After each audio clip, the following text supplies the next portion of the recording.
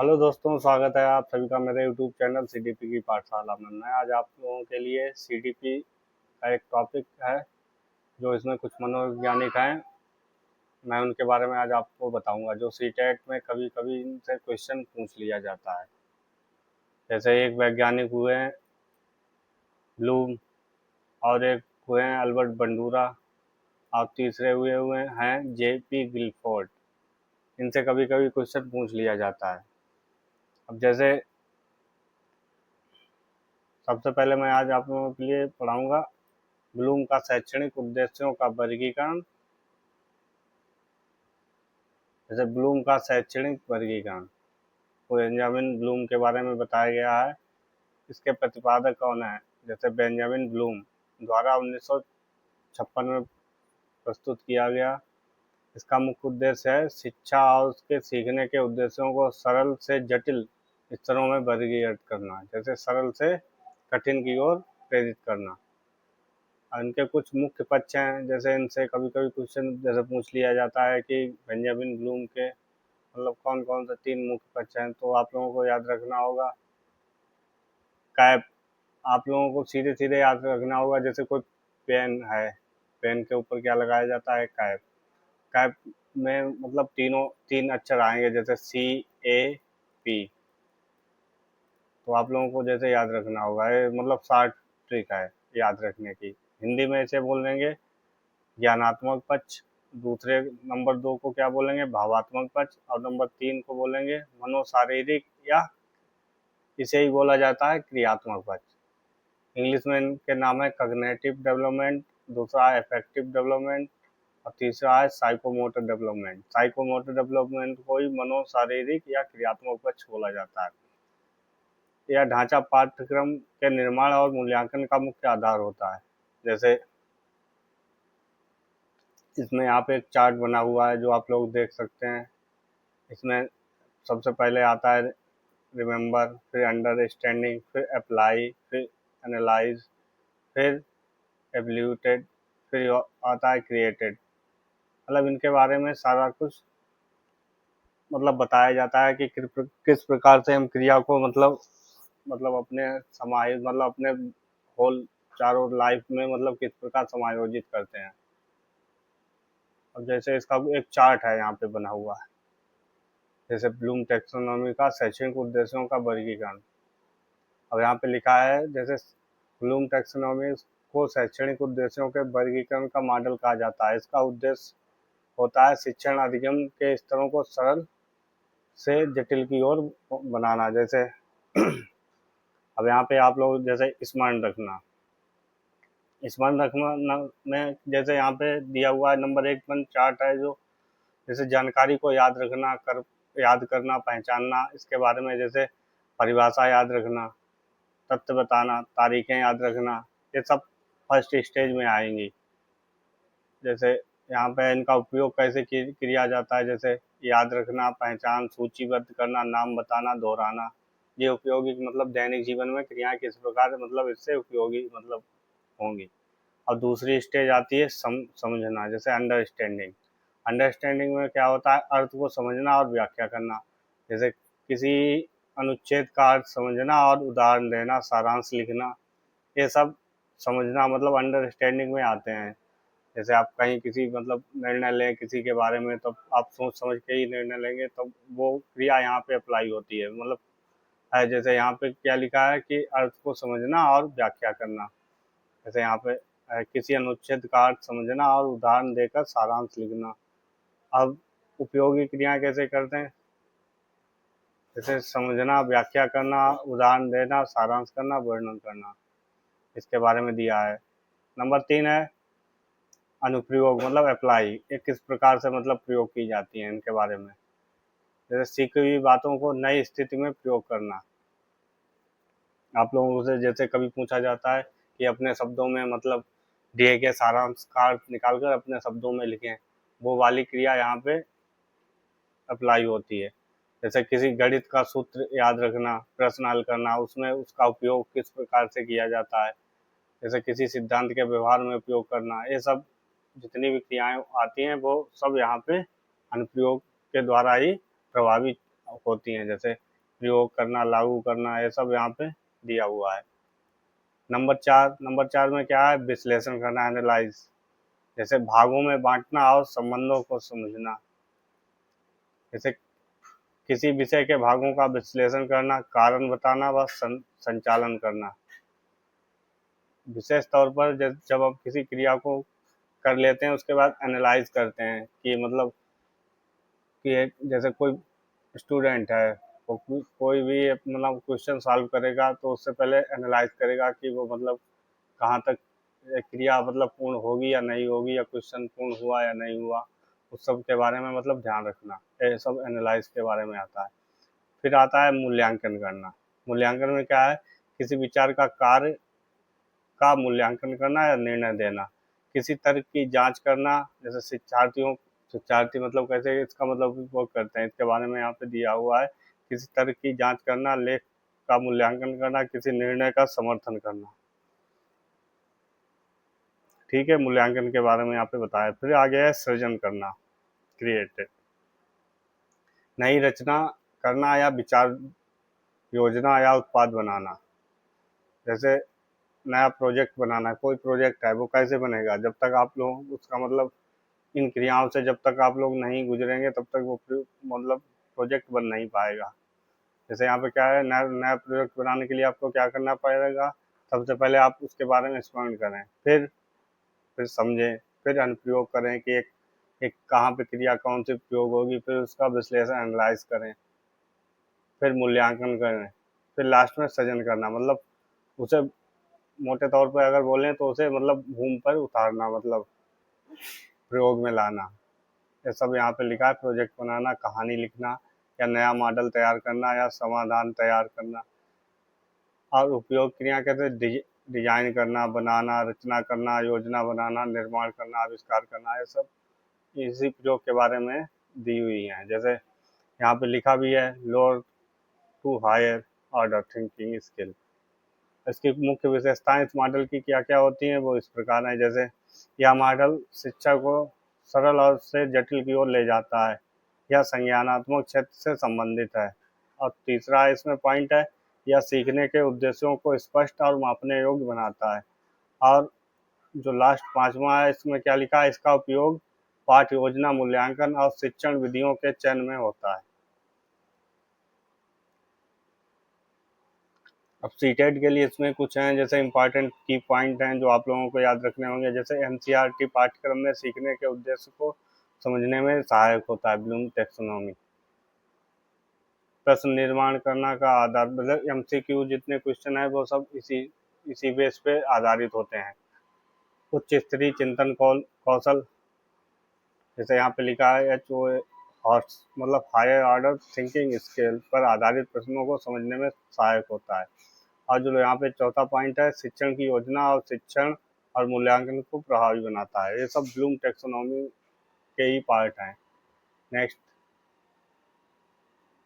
अब आगे आप लोगों के लिए ब्लूम टेक्सोनॉमी के जैसे तीन मुख्य जो पहले हैं बताए थे मैंने, ज्ञानात्मक पक्ष, भावात्मक पक्ष और क्रियात्मक पक्ष, इनके बारे में यहाँ पे कुछ मेजर पॉइंट दिए हुए हैं। जैसे ज्ञानात्मक पक्ष 1956 में इसकी मतलब उन्होंने मतलब इसका प्रयोग किया। जैसे यह बौद्धिक क्षमताओं, ज्ञान, स्मरण, तर्क व चिंतन कौशल से संबंधित होता है। इसमें 6 क्रमिक स्तर होते हैं। बौद्धिक क्षमताओं का, ज्ञान के, स्मरण, तर्क, चिंतन कौशल से संबंधित है। इसमें 6 क्रमिक स्तर होते हैं। ठीक है, आप लोगों को याद रखना होगा। और जो भावात्मक पक्ष, इसे ही इमोशनल अफेक्टिव डोमेन 1964 में क्राथवाल एवं ब्लूम द्वारा विकसित किया। मतलब इसका मतलब आविष्कार मतलब इन्होंने इसकी परिभाषा दी। क्या भावनाओं और दृष्टिकोण, मूल्यों, प्रेरणा और प्रशंसा से संबंधित होता है। इसमें लोगों की जैसे उनके बारे में आप लोगों की क्या सोच है, क्या राय है, उसके बारे में सब संबंधित होता है। क्रियात्मक पक्ष में मतलब करके सीखना, साइकोमोटर डोमेन 1969 में जैसे सिम्पसन द्वारा विकसित किया। इसके वैज्ञानिक का क्या नाम है, सिम्पसन द्वारा विकसित किया गया है। या शारीरिक कौशलों, गत्यात्मक गतिविधियों व हस्त कौशल नियंत्रण से संबंधित होता है। जैसे मतलब क्रिया के द्वारा करने पर आधारित होता है। ये सब उसके बारे में बताया गया है। नेक्स्ट, अब यहाँ पे दिया हुआ है संज्ञानात्मक पक्ष, जो यहाँ पे जो कॉग्निटिव डेवलपमेंट बताया गया ज्ञानात्मक, इसे ही संज्ञानात्मक बोला जाता है। इसके 6 स्तर यहाँ पे बताए गए हैं। नंबर 1, तथ्यों और नियमों, जैसे यहाँ पे नंबर 1 है ज्ञान। ज्ञान के बारे में यहाँ पे बताया गया है कि तथ्यों और नियमों, परिभाषाओं और सूचनाओं को याद रखना तथा पुनः स्मरण करना। इसमें क्या है, इसमें नए नए तथ्यों के बारे में जानकारी आप लोगों को इकट्ठी करनी होगी, उनकी परिभाषा, उसके बाद में उनकी सूचना के बारे में आप लोगों को याद रखना होगा। बोध, कंप्रिहेंशन, मतलब सीखे गए ज्ञान का अर्थ समझना तथा व्याख्या करना, अनुवाद करना, मतलब आप लोगों ने किस प्रकार से क्रिया सीखी है उसके बारे में सब क्रियाएं चालू होती हैं, उनके बारे में बताया जाता है। अनुप्रयोग, अनुप्रयोग के बारे में जैसे क्या है, यहाँ पे ज्ञान को नई स्थिति और व्यवहारिक समस्याओं को लागू करना होता है, इन सब के बारे में बताया गया है।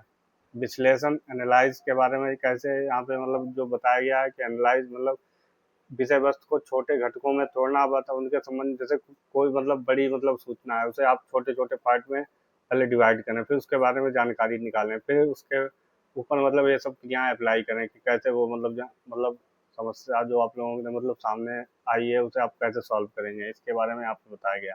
नेक्स्ट, विश्लेषण, विषय वस्तु यहाँ पे हो गया। जैसे अब यहाँ पे है संश्लेषण, विभिन्न विचारों घटकों को जोड़ना और नवीन ज्ञान व संरचना बनाना। जैसे विभिन्न विचारों मतलब घटकों, जैसे उसके बारे में क्या क्या मतलब राय आप लोगों की बनती है, क्या नहीं बनती है, इन सब क्रियाओं के द्वारा जैसे नवीन जो मतलब जितनी नई जानकारी है उसे इकट्ठा करना और उसके बाद उसे पूर्णतः सही ढंग से प्रस्तुत करना, इसके बारे में संश्लेषण इसी को बताया गया है। अब मूल्यांकन, जैसे विचारों और सूचनाओं को निष्कर्षों, सत्यता व उपयोगिता का निर्णय लेना। इसके बाद में मूल्यांकन कैसे होता है, जब आप किसी क्रिया को पूर्ण कर लेते हैं उसके बारे में क्या राय मतलब निकल के आती है। अब आता है अल्बर्ट बंडूरा का अधिगम का सिद्धांत। इसके प्रतिपादक हैं अल्बर्ट बंडूरा। 1977 में इन्होंने इसका मतलब प्रतिपादक किया। अन्य क्षेत्र इसमें है जैसे सामाजिक अधिगम का सिद्धांत एवं प्रेक्षणात्मक अधिगम का सिद्धांत। इन्होंने मतलब दो और इसके मतलब जो सिद्धांत दिए हैं। अब यहाँ पे आता है मूल विचार। व्यक्तिगत सामाजिक वातावरण में दूसरों के व्यवहार को देखकर और प्रेक्षण करके एवं उनका अनुसरण करके सीखता है। अल्बर्ट बंडूरा ने जो सामाजिक वातावरण में है उसके हिसाब से लोग मतलब आप कनेक्ट होके किस प्रकार से क्रियाओं को समझते हैं, उनका अनुकरण करते हैं, इसके बारे में बताया है। इन्होंने जैसे बेबी डॉल पर एक प्रयोग किया, जैसे बेबी डॉल के माध्यम से बच्चों के आक्रामक व्यवहार पर प्रयोग किया। इन्होंने मतलब एक छोटी लड़की है उसे उन्होंने मतलब तीन तीन तरह की मूवी दिखाई। जैसे एक दिखाई इमोशनल,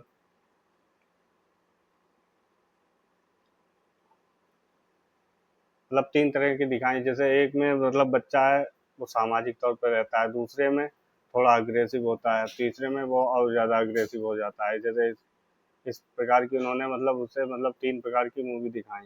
फिर उसके बाद में उस बच्चे ने कैसा व्यवहार किया मतलब अपनाया, उसके बारे में इन्होंने इस सिद्धांत के द्वारा लोगों को बताया है। अब इसी में उस मतलब वो सब प्रयोग करने के बाद अब जैसे उसमें की जो मतलब क्रियाएं आती हैं उसके बारे में यहाँ पे बताया। प्रेक्षण अधिगम की 4 प्रक्रियाएं होती हैं। जैसे अवधान, अटेंशन। सीखने के लिए सबसे पहले उन्हें मॉडल शिक्षक के व्यवहार पर ध्यान केंद्रित करना आवश्यक होता है। फिर उसके बाद इन्होंने दिया है धारणा, रिएक्ट। देखे गए व्यवहार और सूचना को स्मृति में चिन्हों या संकेतों के रूप में संचित करना, मतलब आपने किस तरह का व्यवहार आपने मतलब ऑब्जर्व किया उसके बारे में यहाँ पे बताया गया है। पुनः प्रस्तुतिकरण, जैसे स्मृति से संचित ज्ञान को शारीरिक एवं मानसिक रूप से दोहराना या निष्पादित करना। जैसे उन्होंने शारीरिक तौर पर पुनः किस प्रकार निष्पादित किया इसके बारे में उन्होंने बताया। फिर लास्ट में इन्होंने अभिप्रेरणा, मोटिवेशन के बारे में बताया। जैसे व्यवहार को भविष्य में जारी रखने के लिए सुदृढ़ीकरण या प्रोत्साहन की आवश्यकता होती है नहीं, उसके बारे में इन्होंने बताया।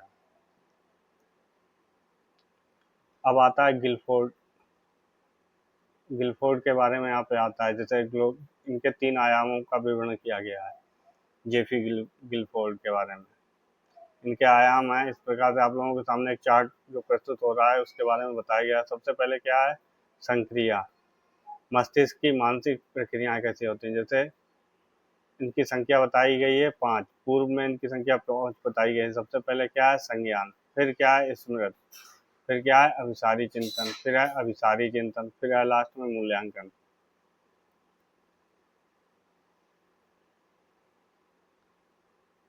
नंबर 2 पे आता है विषय वस्तु, जैसे जानकारी का प्रकार कैसा होता है। इन्होंने इनके भी मतलब इसके प्रयोग में इन्होंने 5 भी संशोधन दिए हैं, जैसे दृष्ट, विजुअल, फिर आता है श्रव्य, फिर आता है प्रतीकात्मक, फिर आता है अर्थ विषयक, और फिर लास्ट में आता है व्यवहारिक। अब लास्ट में इन्होंने इनका है तीसरा जो है क्या है, इसमें प्रक्रिया का परिणाम व उत्पादन। इन्होंने 6 प्रकार से जैसे इसके बारे में बताया गया, इकाई, वर्ग, संबंध, प्रणालियां, रूपांतरणवाद, निहितार्थ। अब गिलफोर्ड के विस्तृत वृद्धि का मॉडल, जैसे इन्होंने मूल मॉडल दिया 1967 में। इन्होंने 120 कारक इसके बताए गए, 5 संक्रियाएं, 4 विषय वस्तु तथा 6 उत्पाद। और इन्हें मल्टीप्लाई करने के बाद 120 आता है। फिर इन्होंने बुद्ध के कोष के बारे में यहाँ पे इन्होंने बताया है। प्रथम संशोधन इसका इसके बारे में पहला मतलब संशोधन 1977 में हुआ है। उसके बाद इसमें कितने कारक जोड़े गए, 30 और इसमें कारक जोड़े गए। जैसे इसमें क्या है, 150 कारक हैं। विषय वस्तु की आकृति को दृष्टि व श्रव्य में बांटा गया है। फिर अंतिम मॉडल है 1988 में, इसमें 180 कारकों के बारे में बताया गया है। स्मृति को स्मृति रिकॉर्ड व स्मृति टेंशन में बांटा गया है। अब गिलफोर्ड मॉडल की शैक्षणिक महत्व की क्या विशेषताएं होती हैं, जैसे सृजनात्मक, क्रिएटिविटी को प्रोत्साहित करना। जैसे गिलफोर्ड ने अभिसारी चिंतन पर विशेष बल दिया, जो बालकों के मौलिक विचार और नवीन रचनात्मक के विकास में अत्यंत सहायक होता है। अभिसारी चिंतन मतलब एक बिंदु पर आप खड़े होकर अनेक विचारों को बारे में सोच लेते हैं, उसे ही अभिसारी चिंतन बोला गया है। व्यक्तिगत भिन्नता की पहचान कैसे की जाती है, इसके बारे में यहाँ पे बताया गया है कि यह मॉडल बताता है कि बुद्धि केवल एक सामान्य क्षमता नहीं होता है, बल्कि प्रत्येक छात्र में अलग अलग बौद्धिक योग्यताओं का अनूठा संयोजन होता है। इसके बारे में यहाँ पे बताया गया है। अब इसका निष्कर्ष निकलता है, शैक्षिक उपयोगिता के बारे में यहाँ पे बताया गया है। ब्लूम टैक्सोनॉमी या स्पष्ट शिक्षण का उद्देश्य तय करने और व्यवस्थित मूल्यांकन में मदद करती है। बंडूरा का सिद्धांत शिक्षकों को माता पिता के बालकों के लिए सकारात्मक मॉडल प्रेरणा बनने की प्रेरणा देता है। गिलफोर्ड का त्रिआयामी सिद्धांत विभिन्न बौद्धिक योग्यताओं और समस्या समाधान तकनीक का विकास करता है। इन तीनों सिद्धांतों का समन्वय आधुनिक बाल केंद्रित शिक्षा का मुख्य आधार होता है। इनके जो मतलब जिन तीनों सिद्धांत पढ़ाए इनके बारे में यहाँ पे कुछ फैक्ट निकल के आया, वो इस प्रकार है। अगर आप लोगों को मेरी क्लास अच्छी लगी हो तो लाइक करें, सब्सक्राइब करें। मेरा यहाँ पे व्हाट्सअप नंबर है, अगर आप जो पीडीएफ चाहते हैं तो आप इस व्हाट्सअप नंबर पर क्लिक करें, मैसेज डालें, मैं आपको पीडीएफ प्रोवाइड करा दूँगा।